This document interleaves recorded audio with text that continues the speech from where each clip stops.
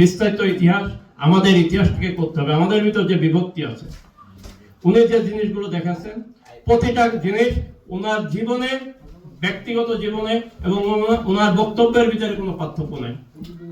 উনি কথা বলেছেন গণতন্ত্রের জন্য, সর্বাত্মক ঝুঁকি নিয়ে গণতন্ত্রকে করেছেন। হাসিনাকে ইন্ডিয়া থেকে ফেরত আনছিলেন, যার জন্য ওনাকে জীবন দিতে হয়েছে। ভারতীয় আগ্রাসীরা তাকে হত্যা করেছে। ওই হাসিনা আসার পরে, কুচক্রে ষড়যন্ত্রকারী হাসিনা আসার পরে ওনাকে এই ঘটনা ঘটার সুযোগ করে দিয়েছিল। উনি জীবনের ঝুঁকি নিয়ে গণতন্ত্রকে দেখেছেন। বাংলাদেশের যে বহুদলীয় গণতন্ত্র, তার প্রতিষ্ঠাতা উনি।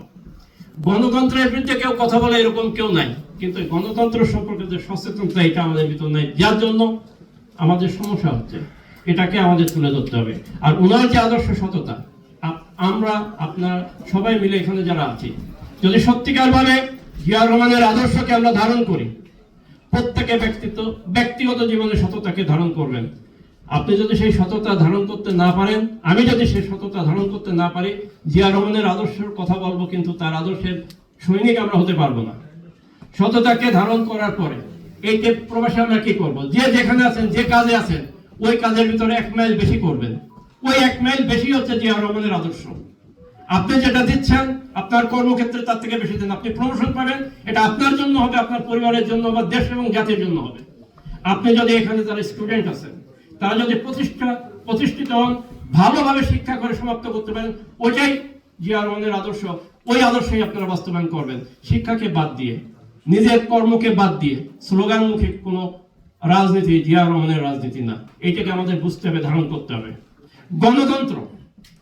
গণতন্ত্রের সবসময় দেখা গেছে গণতন্ত্র শুধুমাত্র নিজের জন্য, অপরের জন্য আসলে গণতন্ত্র থাকে না। আজকে আমরা যারা প্রবাসে আছি, আমি একটা অনুরোধ করবো, ডোনার ভাই এখানে আছেন, খোকন ভাই কথা বলে গেছেন, বাংলাদেশের 8টা বিভাগ হয়েছে।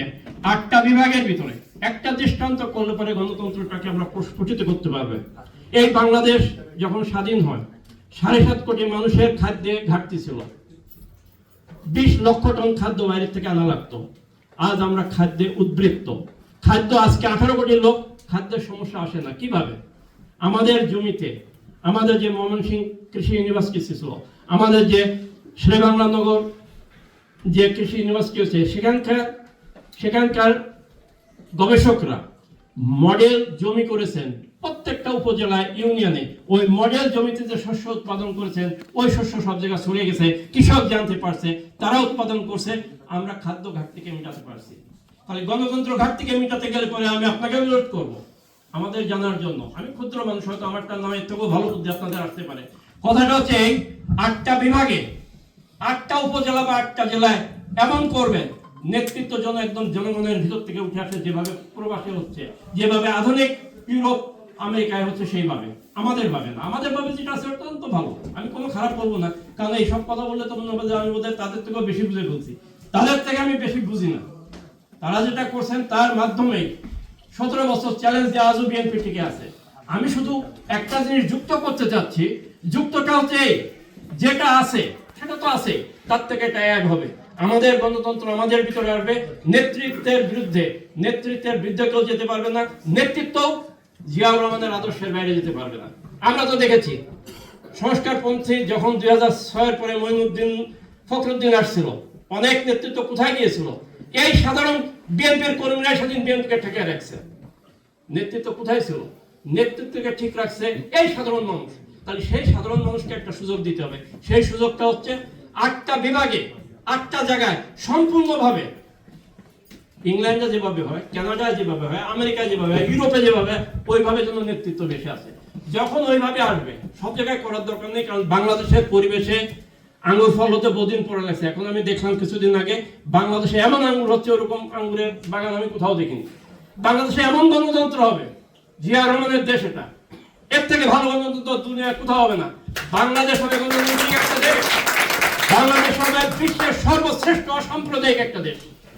কিন্তু একটা সুযোগ করে দিতে হবে। সেই সুযোগ হচ্ছে, এখনো পর্যন্ত আমাদের যে প্রসেসে আমরা যাচ্ছি, ওই প্রসেসের ভিতর কিছু না কিছু জায়গায় হয়তো একটা ফল্ট আছে। আমি মনে করি যদি এইভাবে সুযোগ দেওয়া হয়, 8টা জায়গায়, আমি এখন শেষ করে দেবো, 8টা জায়গায় যদি এই সুযোগ দেন, এই 8টা জায়গার মডেল যদি কাজ করে, বুঝবেন এটা কাজ করছে। আর যদি তা না হয়, যেভাবে আপনারা চলছেন, যেভাবে চালাচ্ছেন, আপনারা তো নেতা, আমরা স্যালুট দেবো। কিন্তু আমি মনে করছি এইভাবে চললে পরে গণতন্ত্র আবারও এক সময় জাতীয়তাবাদী দলের জন্য দেশনেত্রী খালেদা জিয়া, আমাদের বিপ্লবী নেতা তারেক রহমান, দুইজন কোনোদিনও এখান থেকে যাবে না। বাদ বাকি কারোর প্রতি 100% আমি রাখতে পারবো না। কে কখন পাল্টে খাবে আমি জানি না। নবাব সিরাজদৌলার যে মির্জাফর, সে মির্জাফর বহু যুদ্ধ নবাবের সাথে করেছে, তার নানার সাথে করেছে, শেষকালে সে একদিন পাল্টে খেয়েছে। আমরা দেখেছি আমাদের দলের বহুত বড় নেতারা পাল্টে খেয়েছে। জনগণ কখনো পাল্টে খায় না, সৈনিক কখনো পাল্টে খায় না। তা আমাদের ওই সৈনিক এবং জনগণ শেষে আমাদের দেশনেত্রী এবং তারেক জিয়া এই দুজনকে সামনে রাখার জন্য মাঝখানের এইসব নেতৃবৃন্দ যত ফাইল এবং র্যাঙ্ক ঠিক থাকে, সেটা হবে দেশপ্রেমের নিদর্শনে। তাদের কথার মাধ্যমে বুঝতে পারবেন এটা দেশের পক্ষে আছে না দেশের বিপক্ষে আছে, সেই জ্ঞান আমাদের আহরণ করতে হবে। আমাদের সাধারণ মানুষরা ওই নেতাকেও ঠিক রাখতে হবে। নেতা আমাদেরকে গাইড করবে, কিন্তু নেতাও যদি গাইডের বাইরে যায়, আমরা